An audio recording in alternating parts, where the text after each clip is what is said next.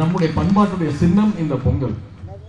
அதனாலதான் இந்த பொங்கல் விழா நம்ம கொண்டாடக்கூடாதுன்னு நம்ம ஒன்றிய அரசு திட்டமிட்டு ஒன்றிய தேர்வுகளை இதே பொங்கல் தினத்தன்று நடத்திட்டு இருக்கு. நம்முடைய தலைவர் அவர்களும் 2 வருடங்கள் நடத்திட்டு இருக்கு. 365 நாள்ல தேர்வு நடத்துறதுக்கு நாளே கிடையாதா?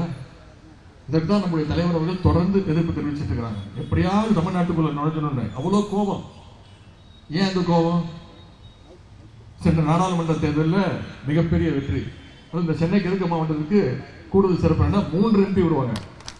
அண்ணன் திரு தயாநிதிமாறன் அவர்கள், சகோதரர் கலாநிதி வீரசாமி அவர்கள், அதேபோல கழகத்துடைய பொருளாளர் திரு TR பாலு அவர்கள், 3 MP மிகப்பெரிய வெற்றியை சென்ற முறை இந்த கிழக்கு மாவட்டம் கொடுத்திருக்கிறது.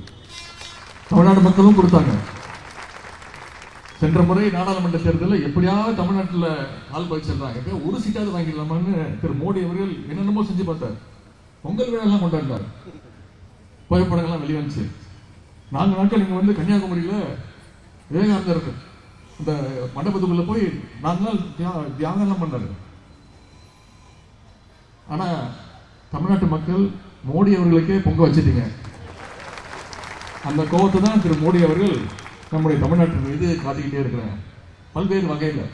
உதாரணத்துக்கு இருக்கக்கூடிய ஆளுநர், நாம தேர்தல் வேலை செய்யறோமோ இல்லையோ, ஆனா ஆளுநர் நமக்காக திமுகவுக்காக தேர்தல் வேலையை அவர் தினமும் செஞ்சு கொண்டிருக்கிறார். தலைவர் அவர்கள் நகைச்சுவை சொன்னாங்க, ஒன்றிய அரசுக்கு என்னோட வேண்டுகோள், தயவு செய்து தேர்தல் முடிகிற வரை ஆளுநரை மாத்திராதீங்க.